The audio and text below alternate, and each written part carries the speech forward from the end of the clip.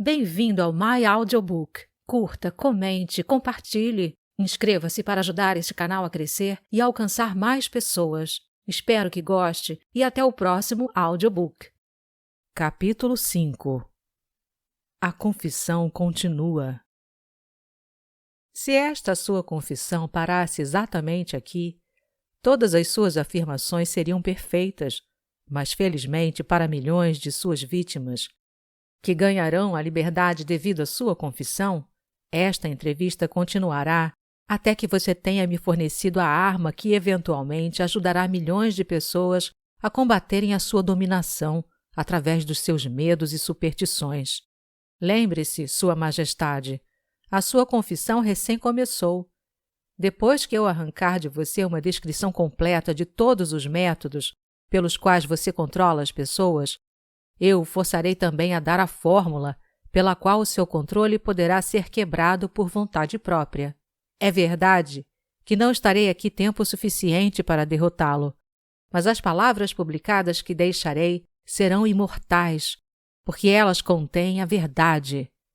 Você não teme a oposição de nenhum indivíduo, pois você sabe que será por um breve período de tempo, mas teme a verdade.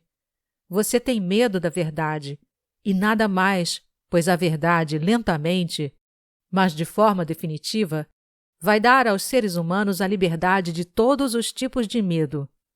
Sem a arma do medo, você seria inofensivo e completamente incapaz de controlar qualquer ser humano. Isso é verdadeiro ou falso? Não tenho alternativa senão admitir que o que você disse é verdade. Agora que nos entendemos, vamos em frente com a sua confissão. Mas antes de nós continuarmos, aproveitarei o tempo para tirar uma dúvida muito pessoal minha. Eu lhe farei apenas uma pergunta e a resposta me trará toda a satisfação que eu quero. Não é verdade que você controla somente as mentes daqueles que se permitiram cair no hábito da alienação? Sim, é verdade. Eu já admiti essa verdade 1 dúzia ou mais de vezes. Por que você me perturba tanto repetindo essa mesma questão? Há poder na repetição. Eu estou forçando você a repetir os pontos principais da sua confissão de muitos modos diferentes e tantos quantos possíveis, de tal forma que as suas vítimas possam ler essa entrevista e determinar a sua profundidade pelas suas próprias experiências com você. Esse é um dos meus pequenos truques. Você aprova o meu método?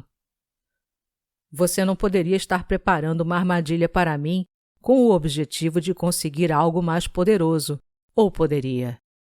Eu estou fazendo as perguntas e você está respondendo. Vá em frente agora e confesse, porque você não tem poderes suficientes para me parar de fazê-lo confessar.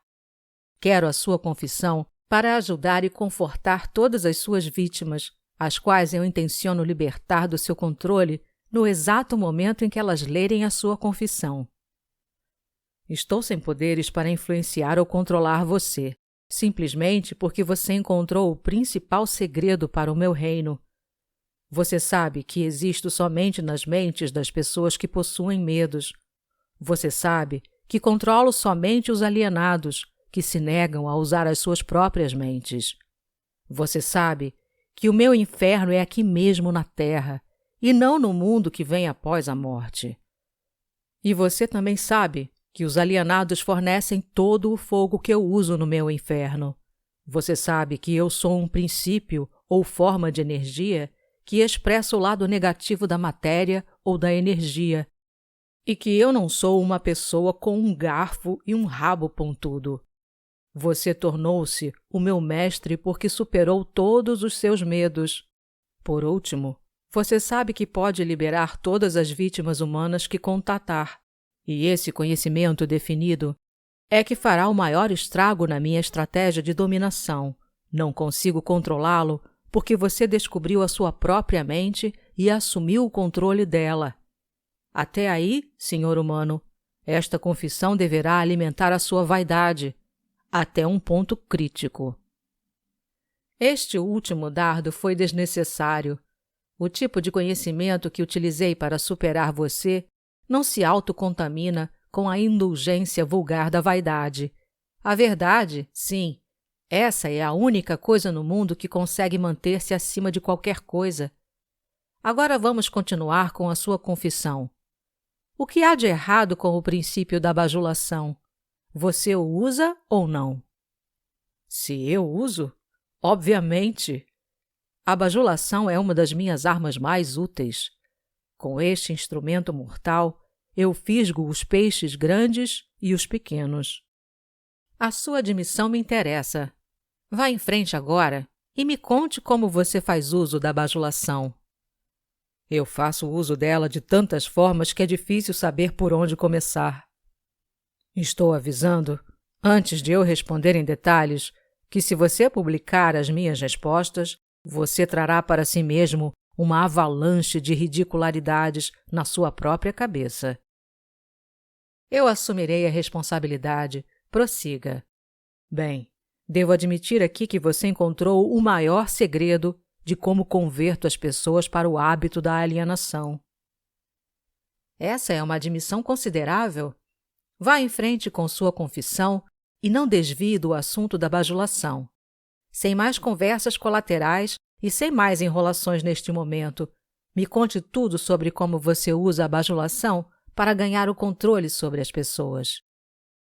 A bajulação é uma isca de valor incomparável a todos aqueles que desejam ganhar o controle sobre as outras pessoas. Ela carrega em si qualidades atrativas para outras pessoas porque opera através de duas das mais comuns das fraquezas humanas, a vaidade e o egocentrismo. Há certa quantia de vaidade e egocentrismo em todas as pessoas. Em algumas pessoas, essas qualidades são tão salientes que elas literalmente servem como uma corda pela qual alguém pode amarrar-se. A melhor de todas as cordas é a bajulação. A bajulação é a isca-chave pela qual homens seduzem mulheres. Algumas vezes, na verdade, frequentemente, mulheres usam a mesma isca para ganhar o controle dos homens, especialmente os homens que não são dominados pelo apelo sexual. Ensino seu uso tanto para os homens quanto para as mulheres. A bajulação é também a principal isca com que os meus agentes ganham a confiança das pessoas de quem eles procuram as informações necessárias para prosseguir na sua missão. Onde quer que alguém pare para alimentar a sua vaidade pela bajulação, lá estou eu colocando o primeiro tijolo para construir mais um alienado. Não alienados não são facilmente alvos da bajulação. Inspiro pessoas a usarem a bajulação em todas as relações humanas onde seu uso é possível, porque todos aqueles que são influenciados pela bajulação tornam-se vítimas fáceis do hábito da alienação. Você consegue controlar qualquer um que seja suscetível à bajulação? Muito facilmente, como já disse. A bajulação é de grande importância em tornar as pessoas presas fáceis ao hábito da alienação. Com que idade as pessoas são mais suscetíveis à bajulação? Idade não tem nada a ver com a suscetibilidade à bajulação. As pessoas respondem a ela de uma forma ou outra a partir do momento em que elas se tornam conscientes de sua própria existência até a sua morte.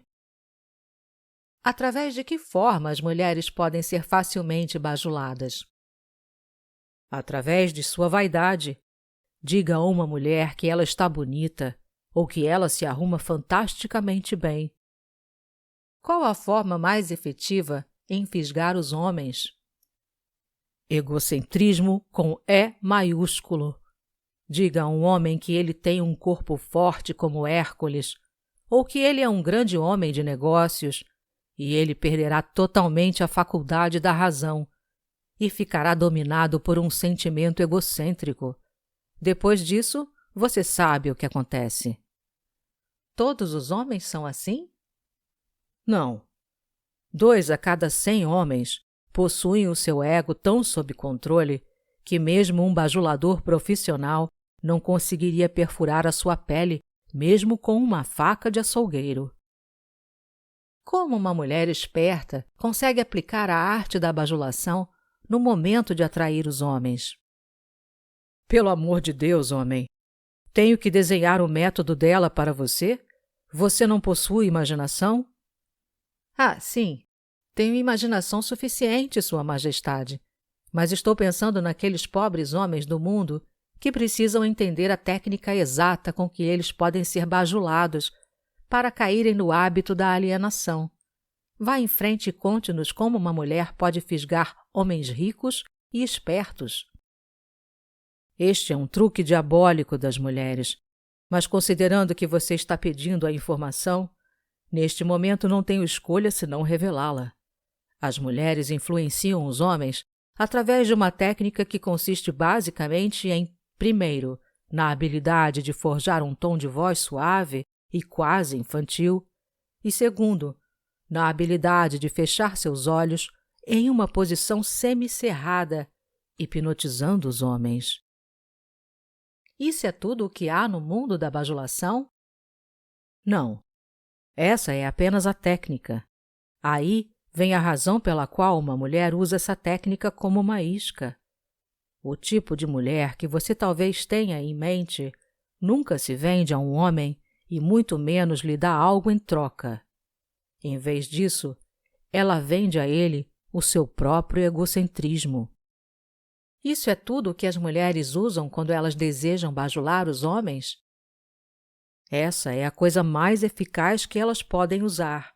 Isso funciona muito bem quando o apelo sexual fica em segundo plano. Isso me leva a acreditar, então, que homens grandes, fortes e espertos podem acabar sendo manipulados pelo uso da bajulação, da mesma maneira como se fossem criaturas vulneráveis. Isso é possível? Se isso é possível, isso está acontecendo exatamente agora, neste minuto. Além disso, ao menos que eles sejam não alienados, quanto mais sedentos eles vêm, tanto mais forte a sua queda quando uma bajuladora profissional usa a sua tática com eles. Conte-me mais alguns dos seus truques com os quais você faz com que as pessoas se alienem na vida. Um dos meus mais efetivos instrumentos é o fracasso.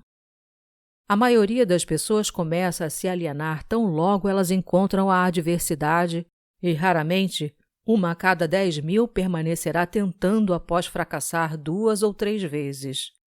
Então é o seu negócio induzir as pessoas a fracassarem sempre que você pode. Isso está correto? Sim, isso está correto. O fracasso acaba com o moral, destrói a autoconfiança, liquida com o entusiasmo, enfraquece a imaginação e afasta qualquer tipo de propósito definido. Sem essas qualidades, ninguém consegue permanentemente manter o sucesso em qualquer empreitada.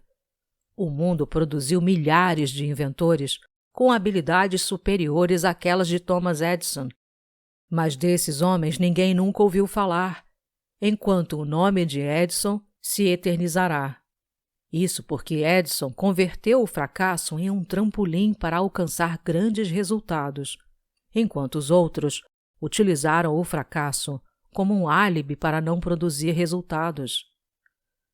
A capacidade para superar o fracasso sem desencorajar-se, por acaso, é um dos grandes ativos de Henry Ford? Sim, e essa mesma qualidade é o verdadeiro ativo de todos os homens que alcançam sucessos fabulosos em quaisquer aspectos de suas vidas. Essa afirmação é muito generalista, Sua Majestade. Você não desejaria modificá-la ou reduzi-la um pouco para ter mais precisão?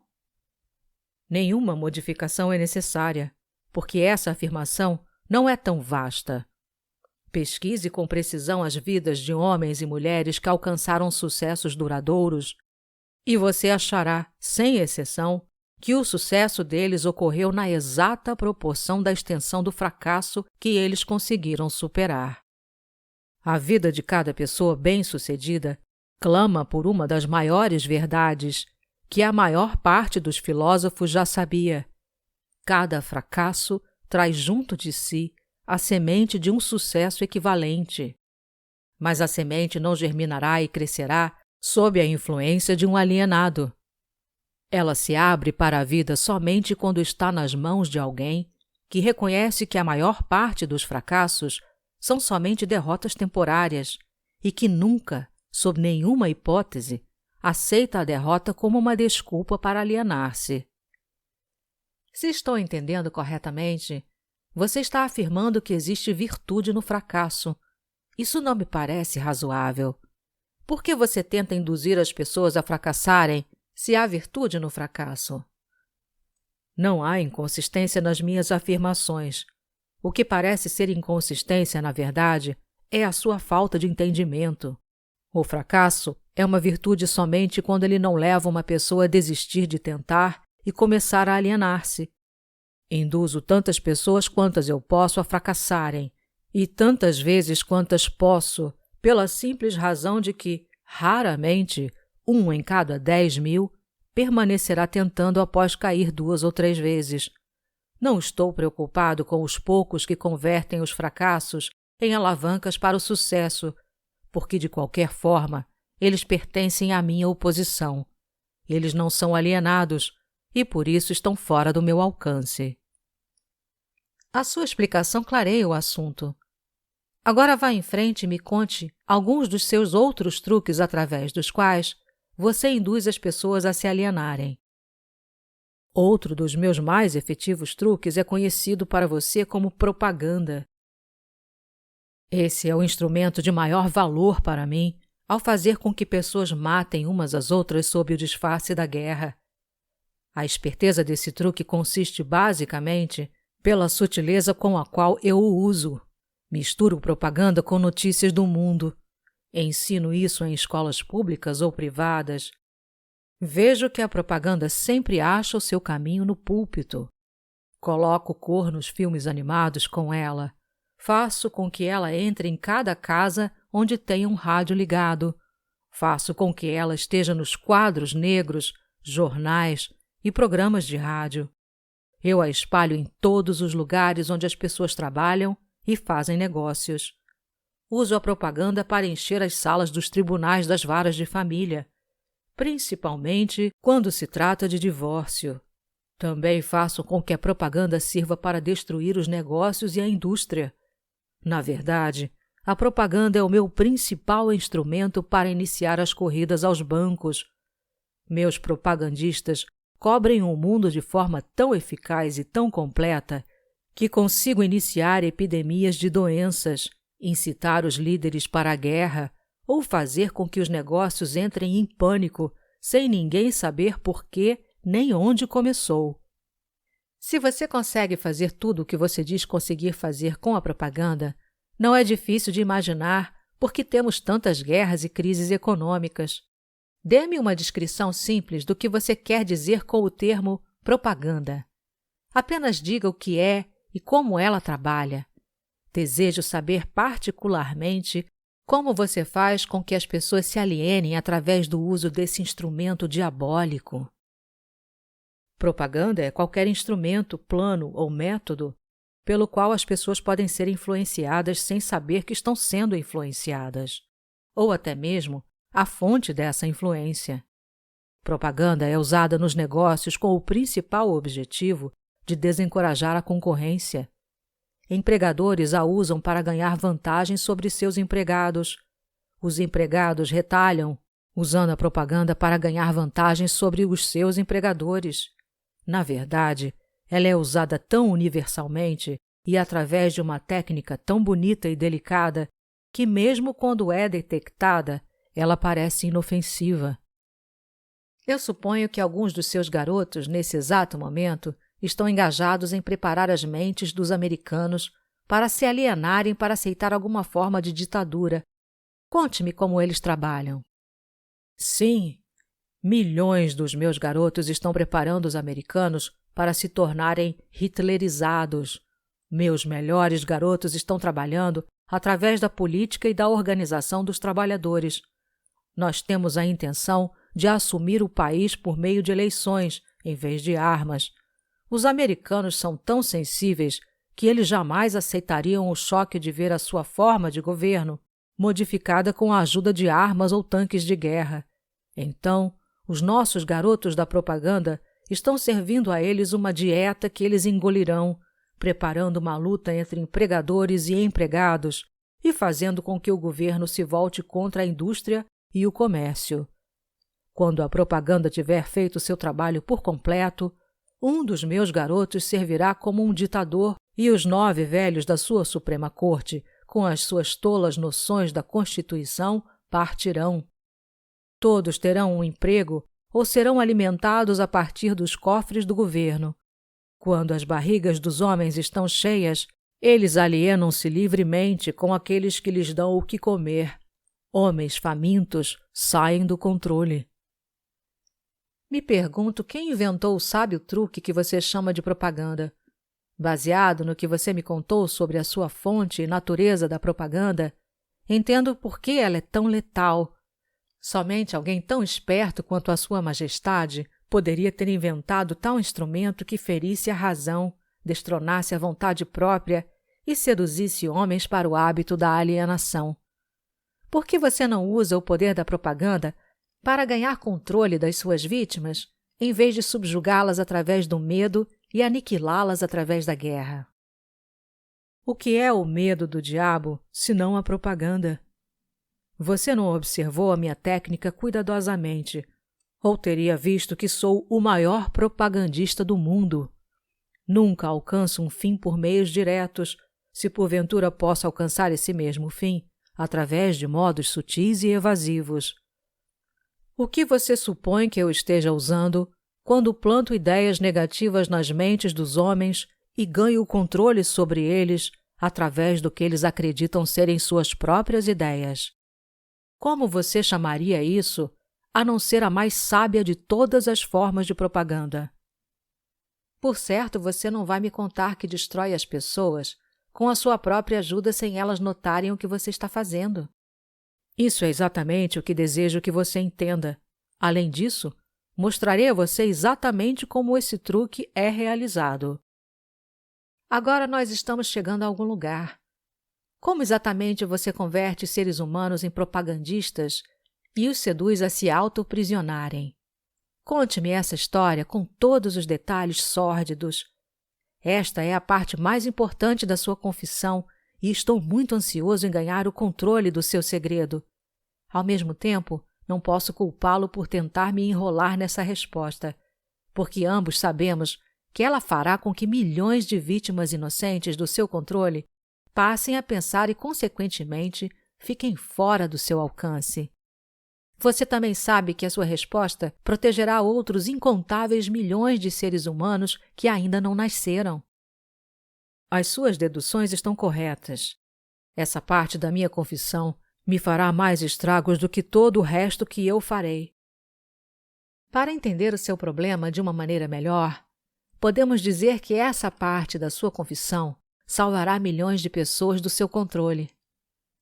Tudo o que eu posso dizer é que você me colocou numa situação infernal.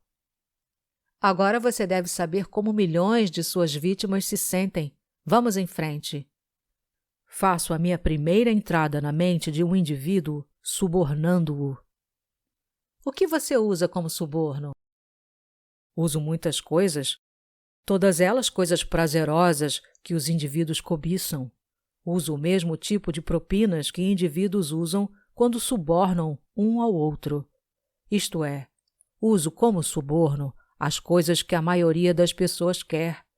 Minhas melhores propinas são amor, sexo, ganância pelo dinheiro, desejo obsessivo em ganhar alguma coisa por nada, jogos de azar, vaidade nas mulheres e egocentrismo nos homens, desejo de ser mestres dos outros, desejo por tóxicos e narcóticos, desejo pela autoexpressão através de palavras e atos, desejo de imitar outros, desejo pela perpetuação da vida após a morte, desejo de ser um herói ou uma heroína, desejo por alimento físico.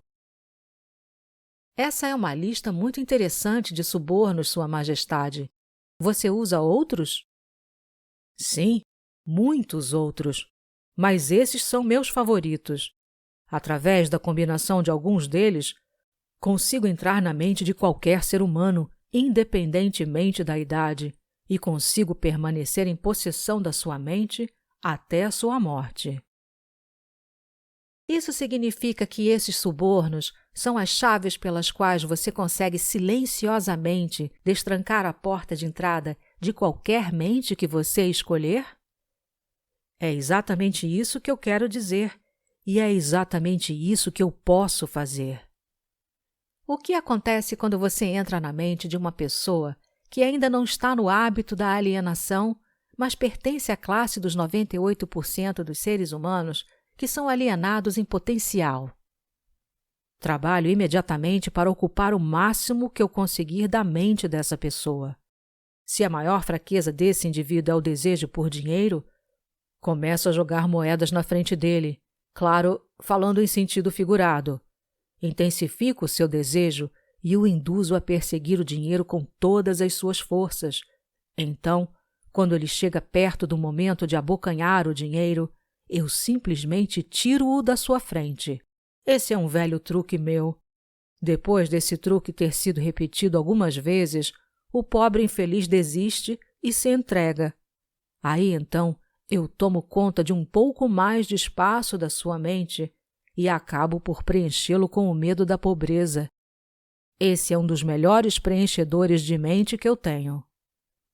Sim, admito que o seu método é muito inteligente. Mas o que acontece se a vítima, por acaso, enganar você e conseguir pôr as suas mãos em um monte de dinheiro? Você não consegue preencher a sua mente com o medo da pobreza, consegue? Não, não consigo. Ocupo o espaço preenchendo a sua mente com alguma coisa que sirva ao meu objetivo da mesma maneira. Se a minha vítima conseguir alcançar e for bem-sucedida no seu desejo por dinheiro, muito dinheiro, começo a induzi-la com todas as coisas que ela pode comprar com o dinheiro. Por exemplo, faço com que ela consuma alimentos altamente calóricos. Isso reduz a sua capacidade de pensamento, coloca o seu coração em risco e começa um caminho para a alienação. Aí, então, além disso, faço com que ela tenha indisposições estomacais e intestinais devido à grande quantidade de comida que ela está ingerindo, e isso também diminui a sua capacidade de pensamento, sem falar na pouca disposição para a vida. Mas e se a vítima não é um glutão? A quais outros vícios você pode induzi-la para levá-la ao hábito da alienação? Se a vítima é um homem, posso geralmente fisgá-lo através do apetite por sexo. Autoindulgência em sexo faz mais homens caírem no hábito da alienação e fracassarem do que todas as outras causas combinadas. Quer dizer então que a comida e o sexo são duas das suas iscas mais certeiras? Isso está correto? Sim, com esses dois atrativos posso tomar conta da maioria das minhas vítimas. Junto com essas está o desejo por dinheiro. Estou começando a pensar que a riqueza é mais perigosa do que a pobreza, se é que se pode acreditar na sua história. Bem, isso tudo depende de quem tem a riqueza e como ela foi adquirida. O que tem a ver a maneira com que o dinheiro foi adquirido com o fato dele ser uma bênção ou uma maldição? Tudo. Se você não acredita em mim, dê uma olhada naqueles que adquirem grandes quantias de dinheiro de forma abrupta, sem tempo suficiente para ganhar sabedoria de como lidar com ele. Tendo feito isso, observe atentamente como eles usam o dinheiro. Por que você supõe que os filhos dos homens ricos raramente conseguem grandes realizações tal como seus pais? Eu lhe contarei por quê.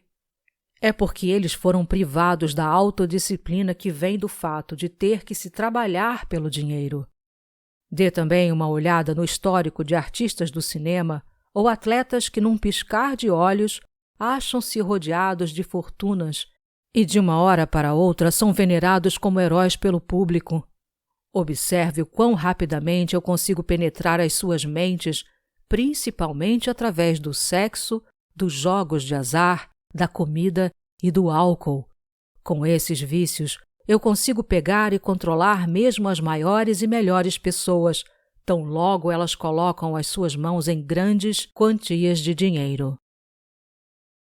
E o que você tem a dizer sobre aqueles que adquirem o dinheiro lenta e paulatinamente, prestando alguma forma de serviço útil? Eles também são facilmente pegos? Eu também consigo pegá-los, mas geralmente tenho que mudar a isca. Alguns deles querem uma coisa e outros querem outras coisas. Meu objetivo é muito mais bem alcançado, onde consigo fazê-los querer algo que eles desejam muito. Mas embrulho esse pacote como se fosse algo que eles não quisessem. O que eu dou a eles é algo definitivo que os faz alienados. Você entende como eu trabalho? O seu trabalho é muito inteligente.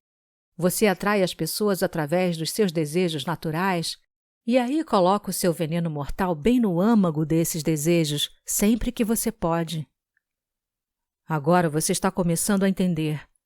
Como você pôde ver, de forma figurada, pode-se dizer que eu coloco o início e o fim contra o meio. De tudo o que você diz, pude entender que você não consegue induzir um não alienado a ajudá-lo a ganhar o controle da sua mente com esses seus tipos de subornos.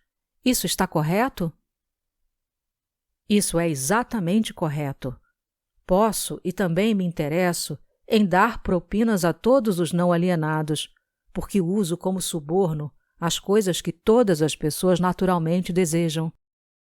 A diferença é que o não alienado assemelha-se a um peixe que rouba a isca do anzol, mas recusa-se a ser fisgado. O não alienado tira da vida o que quer que ele queira, mas ele o faz nos seus próprios termos. O alienado tira o que quer que ele consiga da vida, mas tudo o que ele tira, ele consegue nos meus termos. Por analogia, pode-se dizer, de outra forma, que o não alienado pega dinheiro emprestado de um banco legítimo, se ele realmente quer, e paga uma taxa de juros decente. O alienado dirige-se a um agiota, empenha o seu relógio e paga uma taxa de juros suicida pelo seu empréstimo. Então eu concluo, por todas as suas afirmações, que no final das contas, as suas mãos estão de alguma forma ligadas em todas as misérias e problemas das pessoas, mesmo que a sua presença não seja visível? Todos os meus trabalhadores que trabalham contra a vontade são, na verdade, os meus melhores operários. Como você pôde ver, os meus trabalhadores que não são conscientes do trabalho que fazem são todos aqueles que eu não consigo controlar com alguma combinação de propinas. Pessoas que tenho que controlar pelo medo ou alguma forma de tragédia. Eles não desejam servir a mim, mas não conseguem evitar porque elas estão eternamente ligadas a mim pelo hábito da alienação. Agora estou começando a entender melhor a sua técnica. Você suborna suas vítimas através dos seus desejos naturais e as leva a se alienarem se elas responderem aos seus atrativos. Se elas se recusarem a responder, você planta a semente do medo nas suas mentes ou prepara armadilhas para elas com algum tipo de infortúnio, atando-as enquanto elas estão no auge da depressão. Esse é o seu método? É exatamente assim que eu trabalho. Muito esperto, você não acha? Quem você prefere que sirva como seu propagandista? Os jovens ou os velhos? Os jovens, é claro, porque eles podem ser influenciados pela grande maioria dos meus atrativos, muito mais facilmente que as pessoas com mais idade, que já possuem um julgamento mais maduro. Além disso, eles vão permanecer mais tempo ao meu serviço no planeta. Sua Majestade me deu uma clara descrição do que é alienação. Agora me diga, o que deve ser feito para assegurar-se contra o hábito da alienação? Eu quero uma fórmula completa que qualquer um possa usar. A proteção contra a alienação encontra-se facilmente dentro de cada ser humano que possui um corpo normal e uma mente afiada. A autodefesa pode ser aplicada através desses simples métodos. Pense por si mesmo em todas as ocasiões, pelo fato de que aos seres humanos não é dado o controle completo sobre nada. Pensar os seus próprios pensamentos é algo muito significativo. Decida definitivamente o que você quer da vida. Então, crie um plano de ação para alcançá-lo e esteja disposto a sacrificar tudo mais, se necessário, antes de aceitar uma derrota permanente.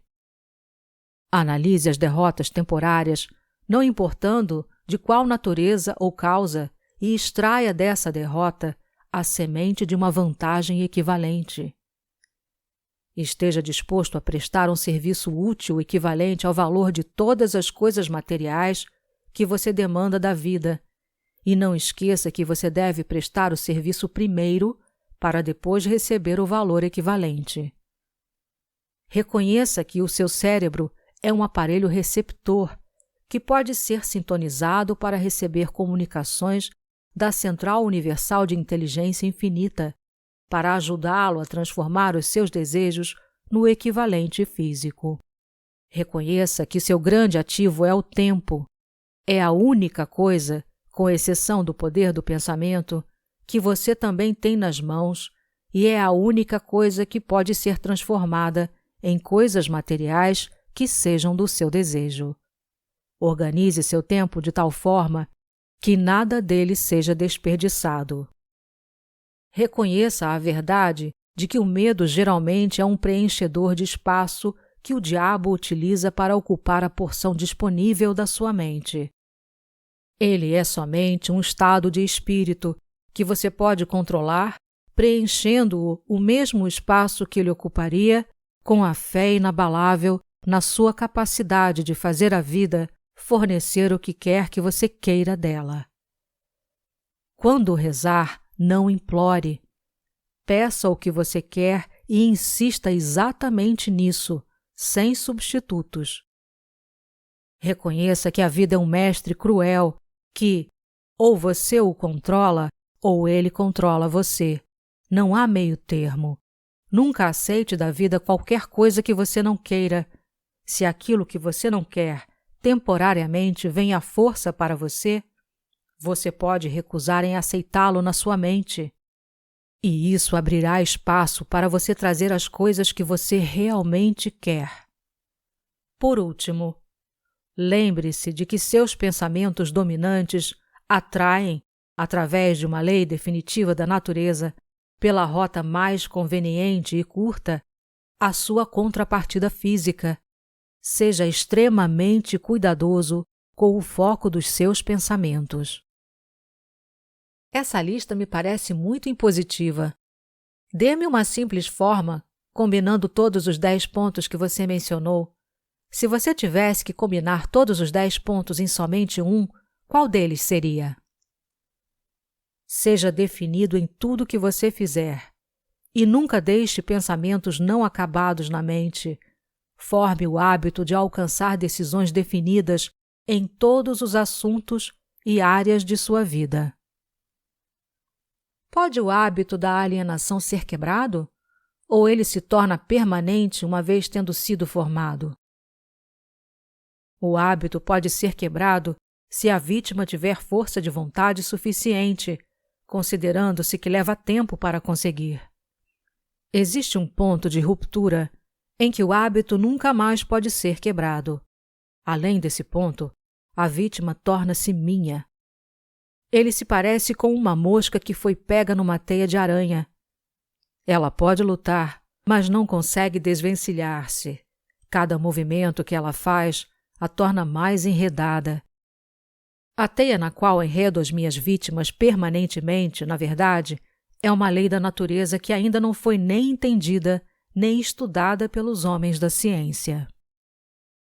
Se você gostou deste áudio, deixe o seu like e compartilhe em suas redes. Conte para mim o que você achou escrevendo nos comentários as suas sugestões.